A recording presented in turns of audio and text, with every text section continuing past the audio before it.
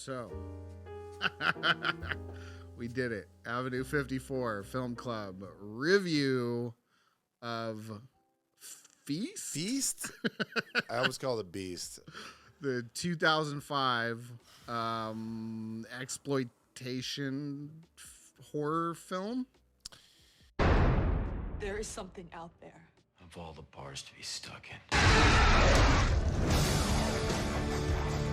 Unless you people want to die, you'll do what I say and you'll do it fast.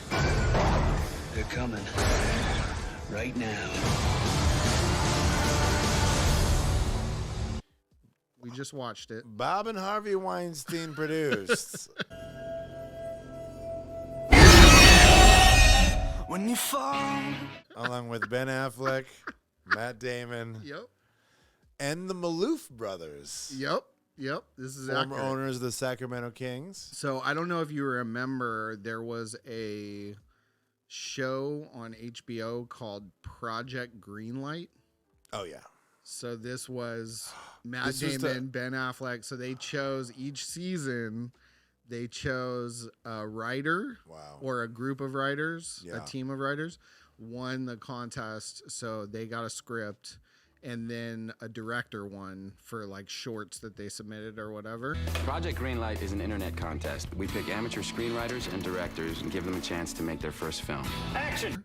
So this guy So they won. paired a random director with a random I think that's right. bunch of writers, a couple of zany guys with some horror ideas. I think that's right. Uh-oh. I think that's right. You're getting blown up. Oh, shit. Now my embarrassing Android ringtone is hit by everyone.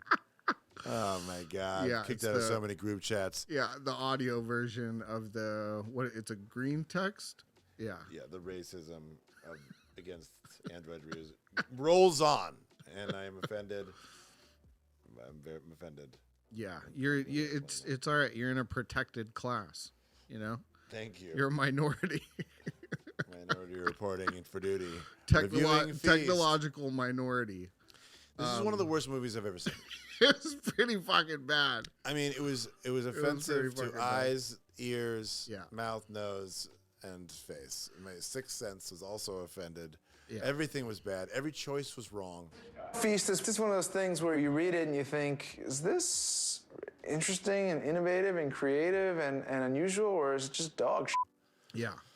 It was like a knockoff, of 90s kind of horror combined with, Pulp Fiction, Tarantino. Yeah. Immediately we were like, oh, this is like in the vein of all those like Tarantino knockoffs that came out after Reservoir Dogs, but also like worse after Pulp Fiction. There was just like a long string of them that were totally forgettable.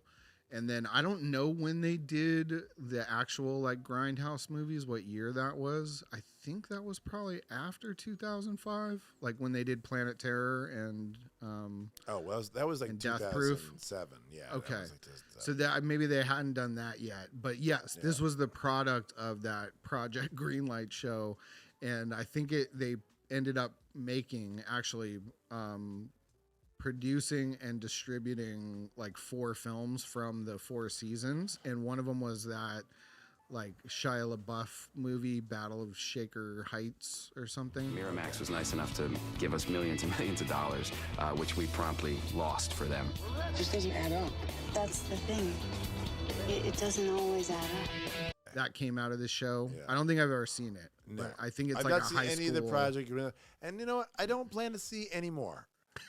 This didn't set the tone. Basing off of Feast, I will not see. And knowing that it came from a reality TV show, it makes so much more sense. Yes, this wasn't just like an auteur who had a vision, a singular vision, and they wanted to see it come to light. This was not that. Well, let me shock you for a second. Uh-oh. This spawned 2 sequels. This made money? So what was funny was IMDb said it lost a ton of money. Said the budget was like $3 million plus, and then it brought in like 500,000 or something. That sounds right. Thank God for the free market. I mean, so far we literally haven't made a nickel. If the movie doesn't make money this year, I really don't see anyone giving Project Greenlight any money to make a film ever again. But then I read an article somewhere that said it made like 4.8 like in DVD sales after the theatrical release. Well, it had a bunch of names to it. And at that time, you know, you're renting movies. Yeah. You were going to Blockbuster. You're going to Netflix. You were renting them. You were renting DVDs from Netflix. Yeah. And you're getting the DVDs in the mail. And you would like pick, you know, Sure, okay, you pick like 7 DVDs. And people really still collected DVDs. Like streaming was not really a thing at that point. So yeah, this was a time when DVD sales could crush, and apparently it did. But you had the marketing engine that was the Weinsteins, who just left. Kind of a metaphor Miramax. for the Weinsteins in a way. You know, there was, if you look at it from that lens.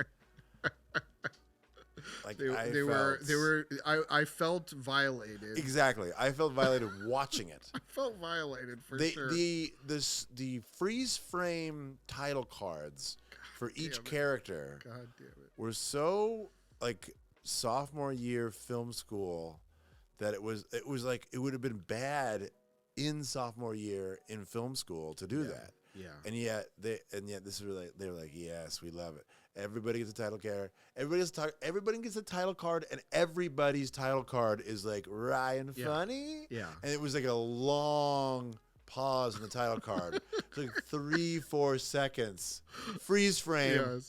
Yeah. And every nickname was bad. Tretch was in it. Tretch was in it. They got Naughty by nature. Look, they got, not because they hate you.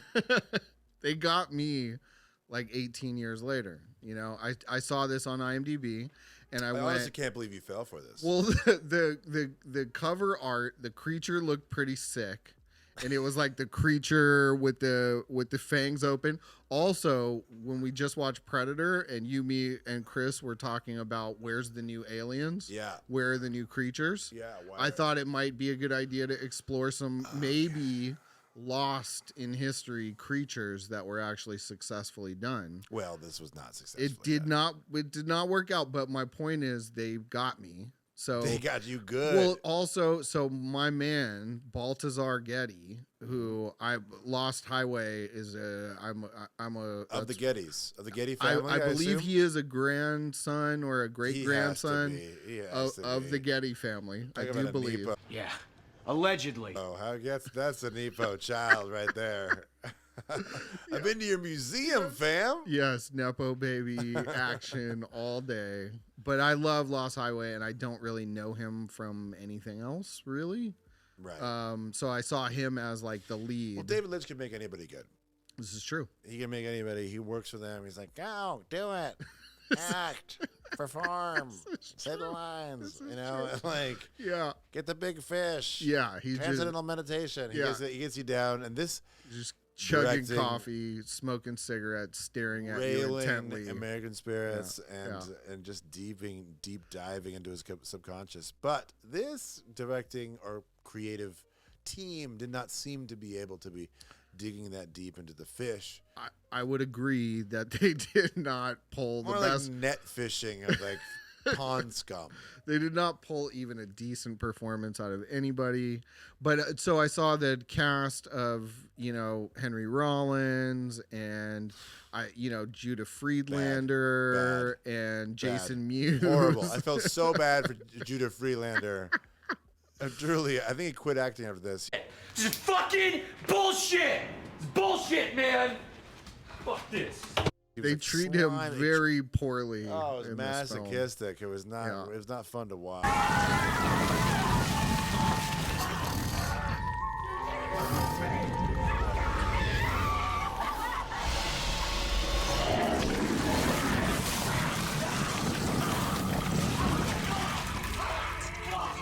Yeah, he went through a lot of torturous for no point. I cared about no character in this movie. We checked out. Oh, we checked out. We had some deep conversations about other things. This movie, this horror exploitation movie, led to us discussing deep spirituality. Yeah, and really questioning like the reason for being that we all have on this planet. It did send us into an existential tailspin. Why do we live in Los Angeles? Are we really about this life? Like, what is going? Truly, and that way, I have to give it a couple of stars.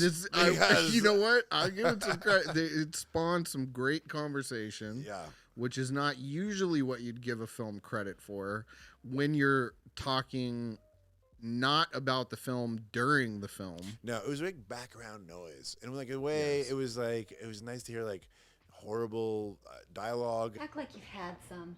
And like predictable screams and jump scares that we saw coming from a mile away. Yeah, because it was just very comfortable. I knew I didn't have to pay attention to it because this movie didn't care about itself. Right. You could tell that everyone who made it knew that this was a bad movie. Yeah. No one at any point was like, "This is worthwhile for any of us to do this." I think, yeah. I mean, I would say maybe it seemed like everybody was there to do an exploitation movie, so that it was all overacting on purpose. It was ultra meta, obviously, because they did all those title cards, so everything was like aware of the fact that it was a movie. It's funny that I was thinking about the profession of acting and the profession of like plumbing. Yeah. You can't tell if a plumber is good or not. Really, like the average person would be like, I think they did a good job. Yeah, if you just see them at the toilet or whatever, they're plumbing. Right. You know, absolutely. Right.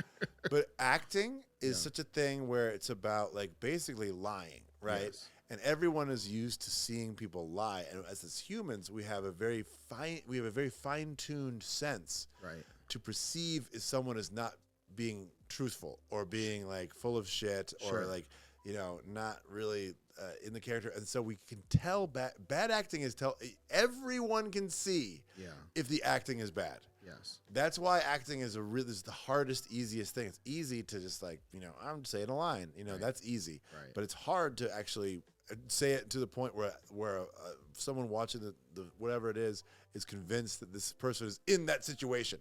And at no point was I convinced that anyone in this movie was in this situation at all. This is true. I think my point was it did seem like some of the actors were actually trying, but what they were trying to do was an obvious exploitation film, which is overacting, but the direction I fear was very poorly handled. No one was having any fun. Yeah. No one was having any fun, and the thing is like it's not about you don't want to see people on screen having fun. This is my problem with a new Indiana Jones movie. Okay. If we could do a little side street here. We can do a side street. Pull into the Dial of Destiny. Yeah. The young lady who plays the character of Helena Shaw. Mm-hmm. Mm-hmm. I have not seen it yet. She is known as Phoebe Waller-Bridges.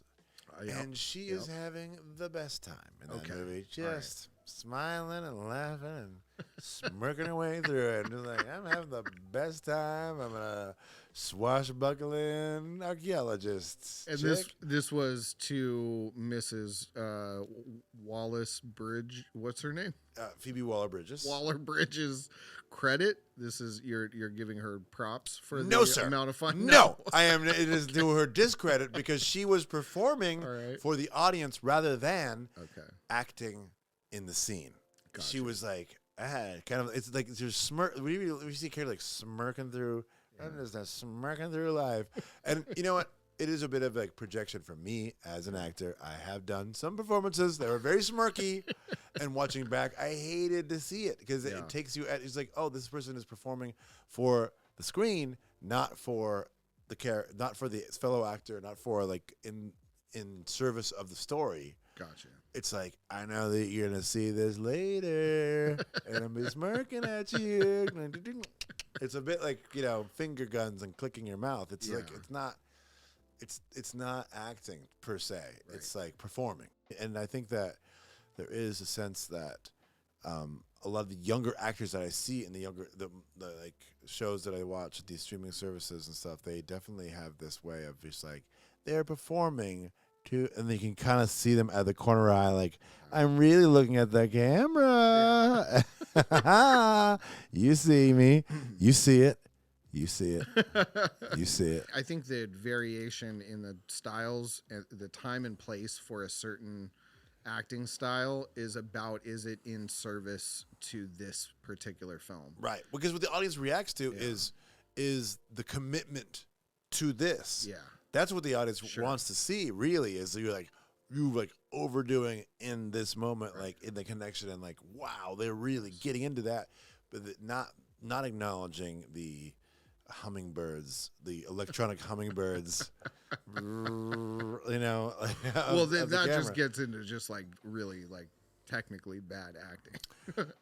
But are we all kind of under surveillance now? Are we all not acting? Are we all not doing this? It's like that's the problem. Like with having conversations with people in real life now. It's like, are we on a podcast? Is this right? I mean, yes, we are. Right. Technically, right now we are. Right. Yes, right. 100%. We are. But not in. But when you're like not having the microphones and cameras here, which I know they're there. Yeah. But when we're not, like, you still like you can sometimes talk to people and you think that, like, are they recording? Is there a hidden camera? Like, are we on? Well, the more regular life is on display all the time, yes, I think it gets ground into people, into your unconscious parts, that, like, you are constantly acting for the world. I think that's probably always existed, like just the fact that there's a social aspect to existence would have people putting up a front whenever they'd be in certain rooms with certain people and that sort of thing. Code switching. Now, you put the masks on. Yeah. But now, when the majority of a lot of people's lives is really lived on display and able to be edited and then, distributed to... Everyone's schizophrenic. We are all the monsters in Feast, which had no explanation. Yes. Maybe we zoned out for it, but there was literally no explanation why these monsters were attacking. It was so bad. We might have zoned out. But it made no... No, I don't think it matters, though. No. I don't think it matters. It does not matter. No. The filmmakers didn't seem like it matters. Like, they're being attacked. They're in a bar that's being attacked. The people that didn't understand the origin of our beasts, our monsters, did not score the movie very well. The people that didn't care about it really liked the film. Somebody has to tell me what the answer to the question is, what the they're doing there. Bob's called me twice this morning to pitch the aliens, and now he's talked to Harvey about the aliens, and Harvey likes the aliens. Bob came in with a suggestion to sort of make the monsters aliens. They came, landed, looked for something to eat, found this bar full of people, got filled up and left. In order to fight that idea with Bob, you got to come up with the other idea of why they're there and what they're doing. I'm not so hot on the alien thing. I don't know, it just doesn't seem to fit. You guys have actually, and you did it to yourself. They care enough about the movie, and they like the movie enough, and they want to know what's going on. They want you to answer the question. Hated it. Feast is just one of those things where you read it and you think, is this interesting and innovative and creative and unusual, or is it just dog shit? All of it was telegraphed. Yes. It was all foreshadowed. It was just like, it was not even foreshadowed. Like, it was like so obviously telegraphed. It was so very 2005. Very 2005. It was a bad time. It was a bad time. It was a bad time. It was not great. No, we were reeling from 9/11. It was not great. We were reeling still. We didn't know what to do. It's true. We didn't know who we were as Americans. And this was the kind of entertainment they were dumping out on a crushed. They were puking on us. Soul crushed. It would be late America. night. You would see like Girls Gone Wild ads. Right. Like regularly online. Yes. And you'd see like young Which women. I would argue is a much better form of entertainment for a crushed America. I mean, now they would call it child trafficking. But then we called it late night the commercials and entertainment. So times have changed for sure. We've changed the times, and then this would come on, and you would be, falling asleep. It's like this is one of those movies that's counting on you to fall asleep. Yes. And it's like, yes, we've achieved entertainment. The screams are comforting them as they go to bed. Yeah, they tried to do a thing. Some of the cinematography. Did they? Yeah, they tried. Did they? They no. tried to do a thing. I disagree. They tried. I don't think they tried. I think they were bailing as they were trying. They were not. The amount of time and money they spent to put this thing together this hour-and-a-half film that felt like it was 3.5 hours. Would have been better spent by burning the money. At least that would have been an art. It would have been like, wow, what is money? Wow, that would be really performance art. They would have jokered the money. I would have rather seen this budget burn. All right, fair. Yeah. So my review. Yeah. I went in with high hopes. You went in with high hopes? I did. I went in with high hopes. I thought it was a lost treasure, perhaps, of the early 2000s. And it was false gold. It was not. It did not. It crushed my dreams of any sort of you went successful in. You thought you were outing. going to find gold. You ended up buried in the mine. There was no gold in those hills. there was no gold. No them there. Them there, Diane, about to run out to the city. Them there hills is dry. Yeah, so unfortunately, the Avenue 54 Film Club cannot recommend that you watch Feast. I can't really even see like a so bad it's good night, maybe. Then avoid this as well because it's so bad. This is so bad it's bad. But if you want to have, you're right. I'm wrong. Yeah, great night with your pal, just talking about life, things other than the film. movie, ignoring the movie. Then I do recommend it for that. So in that way, I give it 2 stars. The creature fucked a girl with an amputated leg and a mounted deer head on the wall. Yeah. That, to me, that gets you a 1/4 star. I feel like they did the whole thing where it's like all these title cards introducing all the characters, and they killed a bunch of them right away. Yes. And I feel like I was like hoping they would just commit to that bit and then just kill everyone right away. Yeah. And it would have been like a 15-minute movie. It would have changed completely into a rom-com or something like that. Would have been cool. But as it stands, I was not won over. I have to give it -1 star. I'm forced to. This was. I give it like a 1/4 star for finishing the film, for finding the money for the film, for getting a group of people together to make the film, for distributing it and getting 2 films made on the back of it. No, that was all on Weinstein. This is because this is built in the back of sexual abuse. This is not like this is why that happened. This is not because of the skill or talent of the filmmakers. You don't get an A for effort, but you do get a 1/4 star when there's also some okay gore and the cinematography's done well. You're too nice. This is way too kind to those people. I'm sure the people who did the cinematography don't show this movie to people. Don't have this on their if reel. You go on IMDb, it ain't on their reel. There's no credits. It just, no. Cinematography is just blank. No. Yeah. This is one of the. I'd rather watch my dog have diarrhea for an hour and a half than watch this movie. Fair. Okay. So, yeah. So check it out. Don't check it out. Don't check it out. We can't recommend this one, unfortunately. It's one of only maybe 2 or 3 that I can't recommend. So, anyways, that's our review. And the other ones are snuff films. Just get a Girls Gone Wild Just video. Wow, they're in New Orleans. Steel drum. Is that girl of age? Nope. You're all going to jail. I don't think I ever told you, but when we were doing the whole selection process, we were shooting Ocean's 12. And so I was sitting in my trailer going over the movies one more time. And Don Cheadle walked in, and I love Don Cheadle. And he watched all of them. And he got up, and as he was walking out kind of nonchalantly over his shoulder, indicated your movies and said, so you're going with that guy, right? Wow. And you know, I obviously said, yeah, that's the guy we're gonna go fight for. So, well, thanks. Thanks, Don. Feast is just one of those things where you read it and you think, is this interesting and innovative and creative and unusual, or is it just dog shit?